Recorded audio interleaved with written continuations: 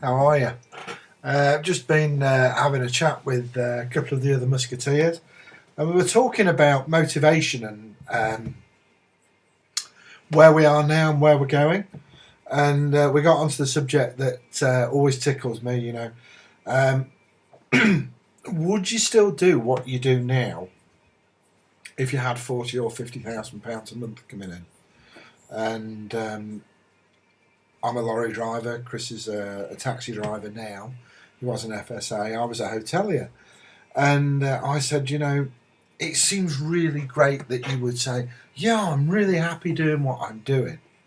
And then you hit that one day, where you get the arse of a customer who says, this food's cold.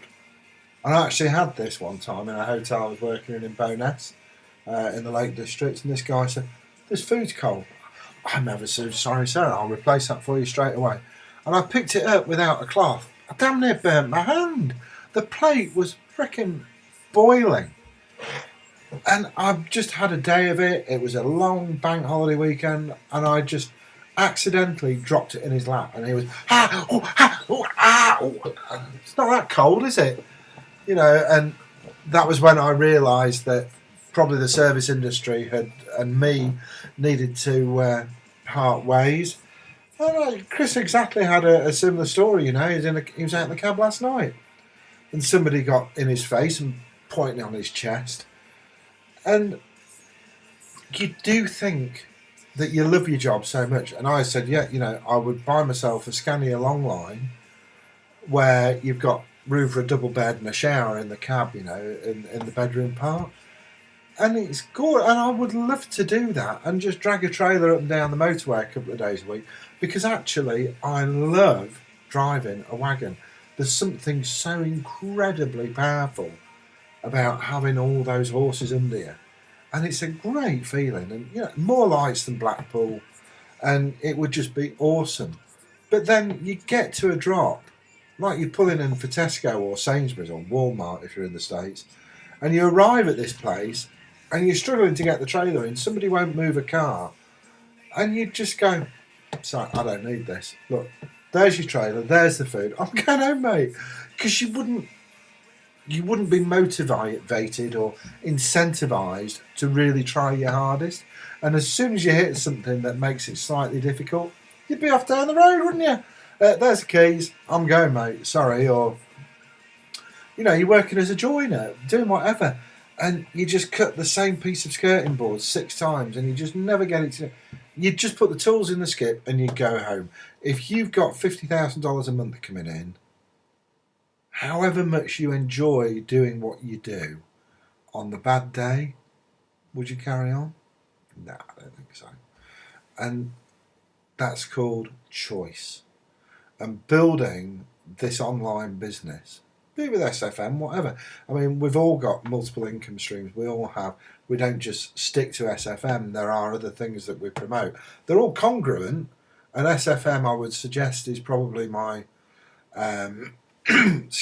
my biggest income earner. But I do other things as well. I don't just want all my eggs in the one basket. You just never know what's around the corner. And Stuart himself has taught us that, multiple income streams is the way to security. But if you were earning, even if you're earning $10,000 a month, and some idiot at work says, I need those numbers now. Oh, do you? Oh, okay. Here's my magic wand. Izzy wizzy, let's get busy. Off ski, I'm going home. You don't talk to me like that.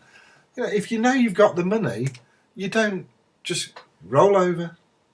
I'll do them. I'll get you those numbers. It doesn't happen, does it? People just suddenly have, when all the bills are taken care of, your determination to do what old fella Milady at the end of the corridor in his marginally larger office with a marginally larger desk and a bit of a higher headrest on his chair. You don't suddenly jump up and down and say, yes sir, no sir, 3 bags full sir, I'll get that done. You just don't do it. Cough. You however much you enjoy the job. There's only one person when I've asked this question to who I actually believe the answer, and he was a guy down in Oxford University who I just prospected. I just got into the habit of whenever you talk to people, you just have these little one-liners. You know, oh, how long have you been doing this then? Oh, about 23 years, lad. Oh, it's got past the hobby stage then. Oh, not half. And you just get into a conversation, you know. And one of my questions, a stock question, even in a gas station or a petrol station, I always ask people, you know, if they didn't pay you, would you still come? And 99.9% of people was, of course I wouldn't. But this guy down in Oxford, he worked at Oxford Genome and just outside the university, and he was a specialist cancer research guy. That's what he did. He was really working hard for cancer research, doing so many experiments. And I said, you know, would you still come? He said, I don't need to come now for the money. I've just got to get this done. Why are you having this conversation with me? I'm busy. And he was so focused, and I love that.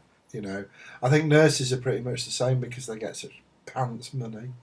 But in the main, we all do what we do for the money, and when the money stops, I ain't coming back. You know, your loyalty suddenly veers off to a tangent. So anyway, I just thought I'd share that with you. We just had a bit of a giggle with it, and it's incredible how motivated money makes us. I know we're all very ethereal and say, oh no, I only do this because it's helping mankind. Well, actually, I'm one of mankind and I need to pay my bills. And if you ain't going to do that, I've got to find a way that I can do myself, you know. Anyway, speak to you next time. Hope you enjoyed that. It's just a bit of a giggle, but, you know, we've all got to do these things, haven't we? You take care. I can't find the off switch now. See you soon. Bye.